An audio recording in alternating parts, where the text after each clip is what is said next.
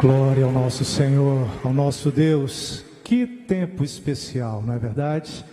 A paz do Senhor Jesus, tempo de festa desde quinta-feira. Quem tem acompanhado a programação, eu creio que já tem sentido não só a atmosfera do céu, mas as obras de Deus aqui na terra. Esse tempo de tratar de missões, esse tempo de tratar de famílias abençoadas pelo Senhor. Para mim, não tenho palavras para expressar a alegria, a oportunidade que Deus está me dando de estar não só no culto, porque aqui na igreja eu sempre aprendi que você pode ser até pastor, mas não vem para o culto para pregar, vem para estar cultuando ao nosso Senhor, exaltando a Ele, tendo esse tempo de comunhão na presença do Senhor. Mas para quem ama o Senhor, para quem quer servir o Senhor, um momento desse de ter a oportunidade de partilhar da palavra de Deus é uma felicidade ainda mais. E desde esse tempo a gente tem visto em cima desse tema coisas muito especiais, não só a história da família Wingren, mas quinta-feira os pastores que têm pregado, na sexta, hoje de manhã, enfim, cada momento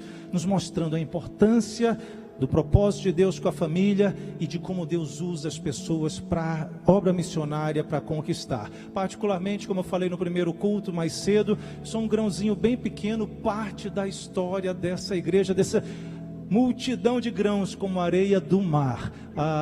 Como foi mencionado no primeiro culto, meu avô foi pastor, chegou a pastorear aqui na igreja, servir na Assembleia de Deus como presidente da convenção, e a gente tem visto, eu creio que ele poderia declarar o tema da festa com bastante confiança, né? Meus filhos, meus netos terão a mesma fé que eu tenho, servirão a Deus com alegria na Assembleia de Deus. E gente, esse espaço aqui faz parte da minha vida como vocês nem imaginam. Eu era numa EBF há muitos anos atrás, eu era criança. Alguém me chamou, tu não quer entregar a vida para Jesus? Eu disse, eu vou. E eu nem imaginava no que eu estava me metendo, a melhor coisa desse mundo. O tempo passou um pouquinho mais, eu já era jovem, ali na galeria, num culto de aniversário da igreja, adolescente na década de 80, o pastor pregou e naquele dia eu vi a revelação de Deus na minha vida. Quando eu me dei conta, eu já estava abraçando o irmão, dando glória a Deus, algo tinha acontecido. Eu só não fui batizado no Espírito Santo aqui no templo, mas aqui fui batizado em águas, o primeiro batismo realizado nesse novo templo. Com 19 anos de idade, servi o pastor Firmino, era o pastor da igreja, fui líder de jovens. Eu lembro e mencionei a primeira vigília de juventude que nós tivemos naquela época.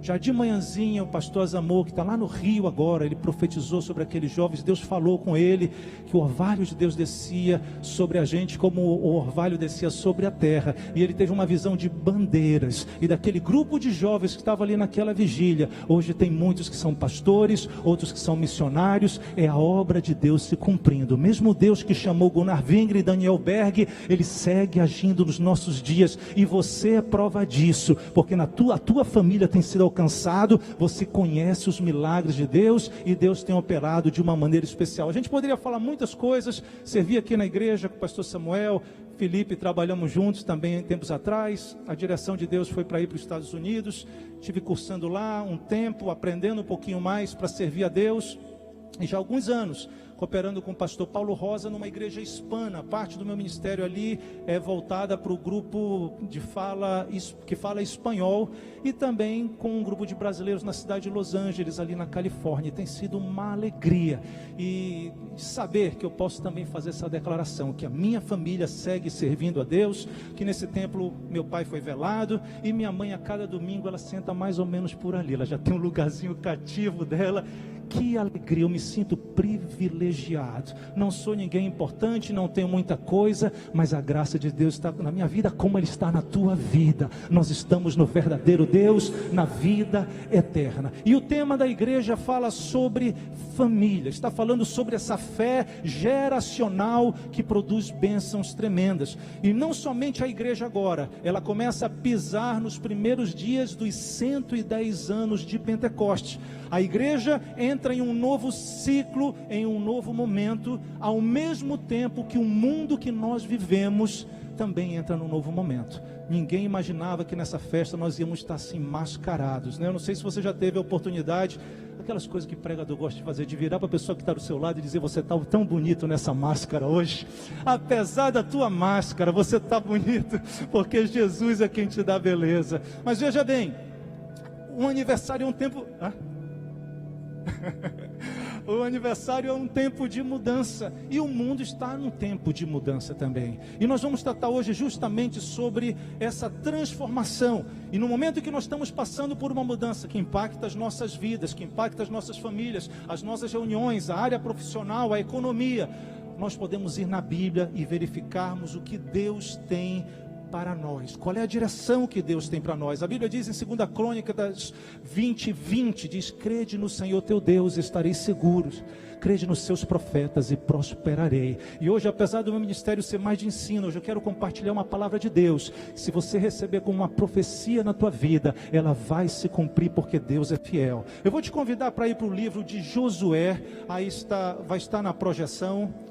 Nós vamos ler alguns versículos do primeiro capítulo e também do último capítulo. Enquanto você busca, eu queria só mencionar, nesses tempos de internet, Deus tem aberto algumas portas para ministrações pelas redes sociais, e o perfil é esse aí, César Vasconcelos SR, que significa Serviço do Reino, no YouTube, Instagram.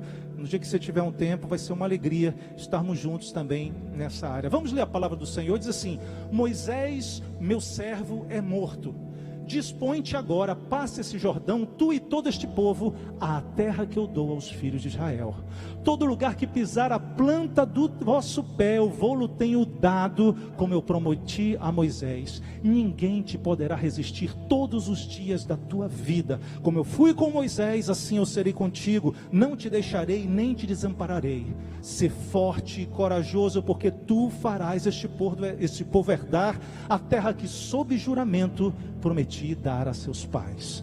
E o último capítulo, que tem sido o texto base dessa festa, desse ano, diz: eu e minha casa serviremos a Deus. O propósito de Deus com famílias começa lá no Gênesis, irmãos. Quando Ele chama o homem e Ele diz: sede frutífero, crescei. Ele está dizendo que Ele queria ter muitas famílias sobre a terra. Eu acho que está travando aqui. Ok.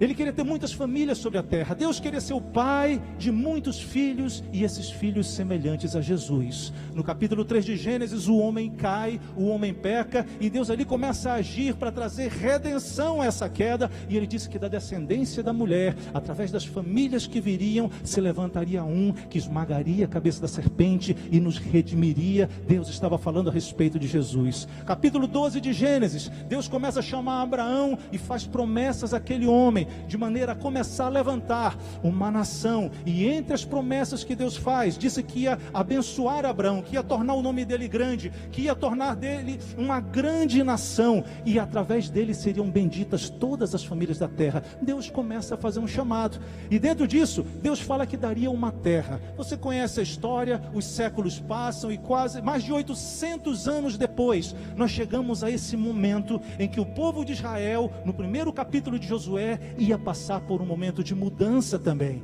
Eles passaram 40 anos do deserto, até que aquela geração incrédula morresse, e uma nova geração estivesse pronta para conquistar o propósito de Deus. Era um tempo de mudança, e mudança é desconfortável. Mudança inclui medo, mudança inclui insegurança, mudança inclui muita incerteza sobre o que vai acontecer. Eles passaram mais de 40 anos conhecendo a Moisés, um líder que falava a Deus numa intimidade profunda. Passaram 40 anos comendo maná que caía do céu. Eles tinham uma rotina, e de repente tudo aquilo ia acabar, porque eles iam entrar num novo momento. E no primeiro capítulo de Josué, Deus começa a estabelecer as bases do que ia acontecer para o resto do capítulo. Eles iam entrar no tempo de mudança, e a palavra que Deus tinha: nesse tempo de mudança, vocês vão conquistar. O tempo de mudança para o povo de Israel era um tempo de conquista, e a fé que Deus tem colocado no meu coração, que esse tempo de mudança, não só o novo ano da igreja, não só essa fase que parece caótica, onde tantas dificuldades têm acontecido, mas em meio a tudo isso, assim como era muito estranho, Israel está encurralado entre o exército de Faraó e o Mar Vermelho. Deus tem uma solução, porque é o Deus que cumpre os propósitos e as promessas eternas que Ele tem feito. Esse tempo vai ser um tempo de conquista para o povo de Deus. A mesma coisa que aconteceu com aquele povo vai acontecer novamente. Deus vai agir e vai fazer coisas especiais se nós estivermos crendo na sua palavra. Entenda bem, num tempo de conquista, Deus trata de maneiras diferentes quem está aliançado com Ele e quem não está. Para o povo de Israel, que tinha uma aliança, ia ser um tempo de entrar na terra e de conquistar. Para os cananeus que não conheciam a Deus, ia ser um tempo de prejuízo, de crise, de dor, de insegurança, castigo e destruição. Nesses tempos, creia, Deus tem algo especial para fazer, porque quando chega um tempo de mudança, é também um tempo de Deus cumprir profecias. As promessas antigas iam se cumprir nesse momento do povo entrar naquela terra. Talvez você diga, poxa, mas eu estou tendo dificuldades nesse tempo, e particularmente uma palavra pastoral aos irmãos que têm sofrido. Algumas semanas atrás teve uma vigília, né? E o pastor Samuel esteve participando com o pastor Paulo, com quem eu trabalho lá na Califórnia, com vários pastores de diferentes partes do mundo, e o relato foi da quantidade de irmãos dessa igreja que passaram para o Senhor. E eu sei que isso dói o coração, conversamos sobre isso. Deixa eu te falar uma coisa a respeito dessas separações.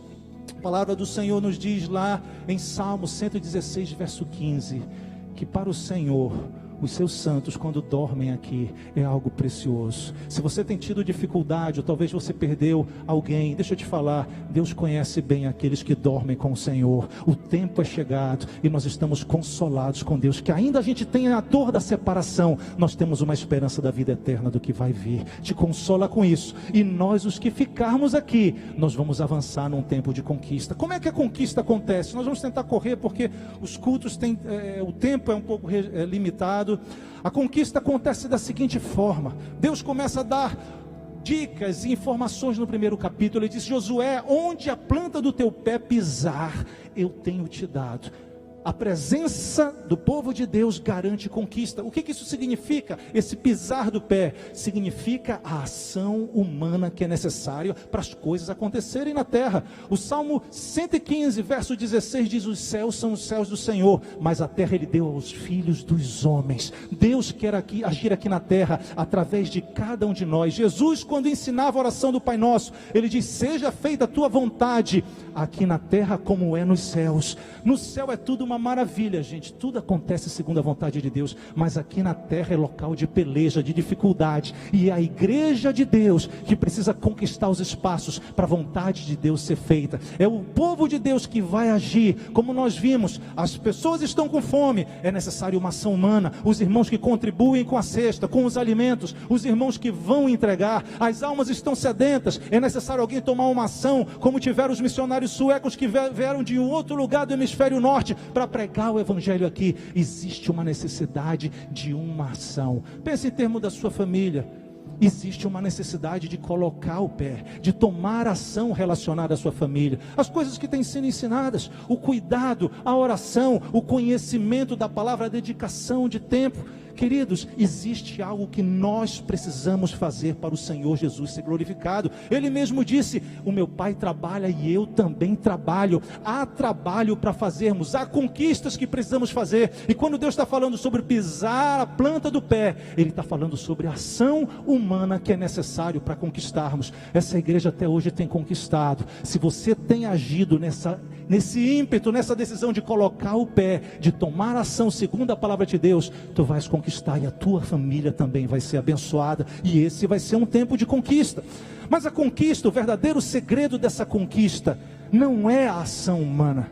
Deus deixa claro também no começo de Josué que havia algo mais. Deus fala para ele: Josué, tu vais conquistar com a planta do teu pé, porque eu estou contigo. E assim como eu fui com Moisés, a minha presença esteve com Moisés, a minha presença vai estar contigo. Eu não vou te deixar, eu não vou te desamparar, e eu vou tirar os inimigos, e eu vou fazer que tu conquistes. Deus começa a ensinar isso na passagem para o Jordão, no capítulo 3 de Josué. Ali diz que os sacerdotes, eles pisaram, o pé deles começou a marchar naquele sentido, mas eles carregavam a arca da aliança, que era o símbolo da presença do Senhor. Quando aqueles sacerdotes pisaram, molharam os pés no Jordão, o pé era do homem, mas era o poder de Deus que suspendeu aquelas águas, e o povo pode entrar na terra prometida para cumprir os propósitos do Senhor. Capítulo 6, Jericó, quem já esteve lá, é impressionante você ver aquela estrutura ainda hoje, aquelas pedras demonstrando a ação de Deus. O povo rodeou, o povo seguiu aquela estratégia, estratégia,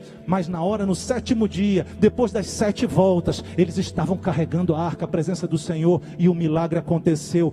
Pedra não é destruída por voz, mas naquele dia, o pé era humano que rodeou, a voz era humana que bradou, mas era o poder de Deus destruindo as muralhas e garantindo que o povo de Deus ia conquistar tudo aquilo que o Senhor tinha planejado. A presença de Deus nos garante conquista. Nesse tempo, na tua família, a presença de Deus precisa estar presente, para levar o Evangelho, para garantir que os propósitos do Senhor vão ser cumpridos. Mas não somente, queridos, a nossa ação humana e a presença gloriosa do Senhor, mas existe mais um segredo de vitória, que Deus ensina para Josué. No verso 7 diz: cuida em fazer conforme toda a lei, e dela não te desvies nem para a direita nem para a esquerda, porque assim serás bem sucedido por onde tu andares. Olha que coisa interessante, como é que a conquista acontecia? Acontecia quando eles colocavam o pé. O limite da conquista não era o poder de Deus, o limite da conquista era o pé humano, era a capacidade de andar. Mas quem fazia a conquista acontecer era o que vinha de Deus, era a presença de Deus, era a unção de Deus com eles. Mas tinha um detalhe: o pé não podia ir para qualquer lado, não podia ir em qualquer direção. O pé devia seguir os mandamentos do Senhor, meditar nesses mandamentos, falar sobre eles de dia e de noite, porque quando isso acontece, o nosso caminho é prosperado. Deus vai fazer as conquistas acontecerem. E o que tem acontecido muitas vezes, irmãos, é que a gente, em vez de seguir o caminho da bênção, o nosso pé decide ir para a direita. Quando a gente faz isso, o Espírito continuou no rumo da bênção e a gente saiu, e a gente vai colher coisa ruim. De repente, no meio do caminho, a gente vai tomar um rumo da esquerda, e nesse processo a gente se desvia do caminho que devia seguir, porque a conquista vem com obediência na palavra de Deus. E quantas vezes, em vez de darmos testemunhos, a gente dá testemunho, porque em vez de obedecer, a gente desobedeceu. A presença foi perdida, a desobediência causou o afastamento do Espírito, e as consequências ruins vêm. Quando você vê, depois de Jericó, eles vão vencer, eles vão contra uma cidade pequena chamada Ai. A desobediência estava colocada, houve morte, houve tristeza. Nós precisamos conquistar seguindo a obediência. E aqui, irmãos, fica aquela exortação. Visitando diferentes igrejas, vendo a realidade da igreja do Senhor no mundo, a gente percebe que muitas vezes o livro dos mandamentos tem sido esquecido. E eu creio que essa é uma das características que tem marcado a Assembleia de Deus: o amor, o conhecimento, a observância e a prática dos mandamentos do Senhor. Se apeguem aos mandamentos cada vez mais, porque à medida que a gente conhece e a gente vive esses mandamentos, os nossos pés vão estar firmados sobre rocha, e baseado nessa rocha, nós vamos cumprir a vontade do Senhor, e vamos ver a mão do Senhor se estendendo sobre todos nós. Nós vamos correr, eu não quero falar da próxima parte, apenas para a gente ir para a parte final. As conquistas levam tempo, mas eu queria falar justamente sobre o aspecto da família. Se você vê, quando a gente vai para o último capítulo de Josué, depois que a terra é conquistada, não somente conquistada, a terra é repartida entre aquelas tribos, chega um momento de estabilidade, um momento onde a conquista precisava ser mantida, e Josué faz uma convocação para aquele povo. Ele fala sobre os mandamentos, e ele diz: olha, vocês agora têm que escolher com que tipo de aliança que vocês vão viver. Mais cedo ele diz: escolhei a quem sirvais, pois eu e a minha casa serviremos ao Senhor. Ele está dizendo o compromisso dele. E o povo mais adiante, ele diz: não, nós vamos servir a Deus. E a Bíblia diz que Josué faz uma aliança com Deus. A promessa feita a Abraão tinha sido cumprida da terra. Mas sabe o que é interessante? Quando você vai para Hebreus, capítulo 4, o escritor de Hebreus, já depois da vinda de Jesus, ele fala uma coisa interessante. Ele diz: veja bem, Josué não deu uma terra de descanso para aquele povo, porque Deus diz assim: ainda há um outro descanso para o povo de Deus. Eu quero dizer que nesse tempo, que é um tempo de conquistas, a conquista principal não tem a ver com coisas da terra, porque a terra é passageira. Gente, aqui o ladrão rouba, aqui a traça corrói, aqui a ferrugem destrói, mas existe uma terra de descanso para o povo de Deus. Não adianta o homem ganhar o mundo inteiro e perder a sua alma para a eternidade. O que isso quer dizer? Que existe existia algo preparado para nós. Não foi à toa que Deus chamou homens para vir de tão longe, debaixo da unção do Espírito Santo. Foi para proclamar o Evangelho, que é poder de Deus para a salvação de todo aquele que crê. Deus nos convida, da mesma forma como Israel teve uma aliança, e andando debaixo dos preceitos dessa aliança, ele se manteve em comunhão com Deus, e quando estava assim sempre foi abençoado. Deus quer que nós vivamos individualmente, como família e como igreja, debaixo dessa aliança do Senhor, porque está chegando o tempo, e esse tempo novo que estamos vivendo de pandemia, queridos, quantos sentem que é cheirinho da eternidade chegando, amém? Lá particularmente na Califórnia, nos últimos anos a gente sente os terremotos ali, e é impressionante. Você junta terremoto, você junta pandemia, você junta guerras, rumores de guerra. Aí você vai para Mateus 24. A gente sabe que tempos de mudança é tempo em que Deus está se preparando para cumprir promessas. O Senhor Jesus está voltando. E esse tempo é um tempo que nós devemos estar com a nossa família, unidas, esperando o Senhor e dizendo: Senhor, eu e minha casa vamos te servir, não somente aqui na igreja, não somente nessa terra, mas eu vou entrar na eternidade contigo. E para terminar esse momento, quero te compartilhar um testemunho meu pessoal, e de alguns anos atrás. O meu pai, apesar de nós estarmos aqui na igreja, o meu pai, depois de um tempo, quando voltamos para Belém, eu ainda era adolescente, ele se afastou do Senhor, deixou inclusive de frequentar as igrejas, e a gente sabe, como muitas pessoas que por algum motivo se afastam dos caminhos do Senhor. E você imagina, né, o que é, principalmente aquela família cristã, e perceber que algo não está funcionando bem. E gente, a gente começou a orar individualmente, cada um, os filhos pedindo, e o tempo passava e parece que não havia resposta. Mas a gente sabe o que está escrito lá em Atos capítulo 16, aquela promessa para a família: crê no Senhor Jesus Cristo e será salvo tu e a tua casa. E baseado nesse versículo a gente colocava o pé, baseado nesse versículo a gente orava, a gente clamava, e eu descobri que a ordem do parentesco não alterna a salvação. Você pode orar pelo teu filho, pelo teu neto, mas também você pode orar pelo teu pai, pode orar pela tua mãe, pelo teu avô. A ordem do parentesco não alterna a salvação, porque Deus quer que a nossa família seja abençoada. Irmãos, para tornar essa história curta, no ano de 2007, de repente meu pai começou a ter uns sintomas estranhos que ninguém descobria, ninguém entendia, e a gente orando, e Deus age, ninguém sabia, fez exame em vários lugares, fomos para hospitais em São Paulo, e para encurtar a história, se descobriu que ele tinha uma doença neurológica séria, irreversível. É a versão humana daquela síndrome da vaca louca, que destrói as células do cérebro. E a gente foi vendo assim, dia a dia, o meu pai definhar. Nesse processo, ele chamou um dos irmãos dele, que era pastor, e se reconciliou.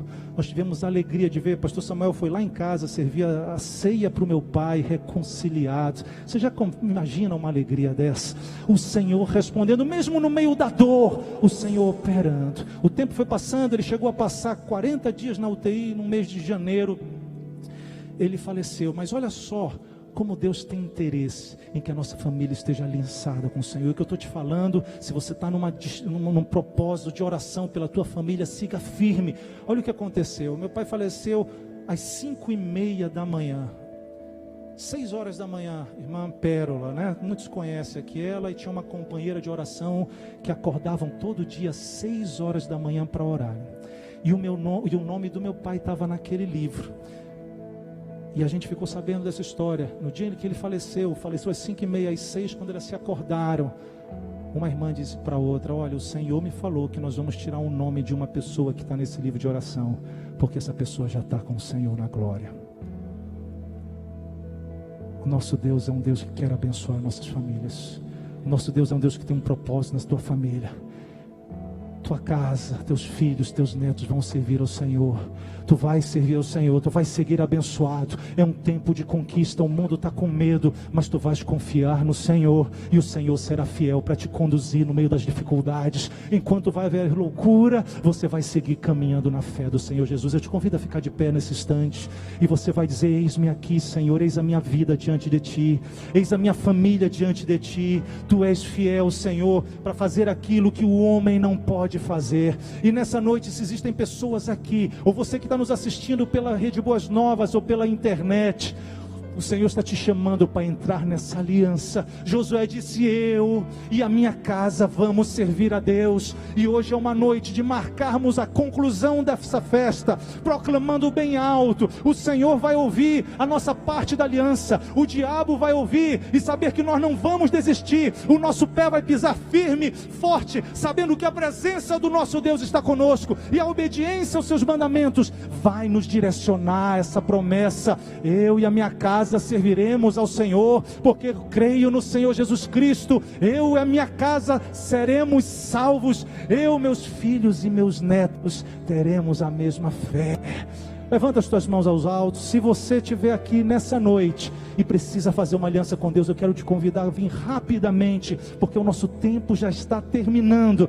Mas Deus quer te dar um abraço de restauração. Deus quer escrever uma nova história. Da mesma maneira como um dia aquelas irmãs tiraram o nome do meu pai de um livro, porque o nome dele já estava escrito num livro mais precioso, que é o livro da vida do Cordeiro. Hoje o Senhor quer colocar o teu nome nesse livro especial. Onde você estiver assistindo agora, vamos de olhos fechados, vamos orar. Uma oração de renovação de aliança e uma oração de entrega, uma oração de intercessão pela nossa família, de consagração, dizendo: Senhor, Tu vais cumprir, Tu és o mesmo ontem, hoje e eternamente. Pai Santo, estamos celebrando, estamos Te louvando, porque Tu és um Deus que cumpre as Tuas promessas. Nessa noite, no final dessa festa, nós Te exaltamos e dizemos: Tu és fiel, a nossa família é Tua, a nossa família é uma família destinada à salvação. Filhos e netos vão ter a mesma fé que eu. Senhor, muito obrigado pelas promessas do Senhor e pelo que Tu estás fazendo essa noite, por renovar os Teus propósitos. Desperta-nos, faz-nos cumprir todo o Teu plano e Te glorifica cada vez mais. Recebe a nossa oração e a nossa gratidão em nome de Jesus. Quem é que se crê, diga glória a Deus.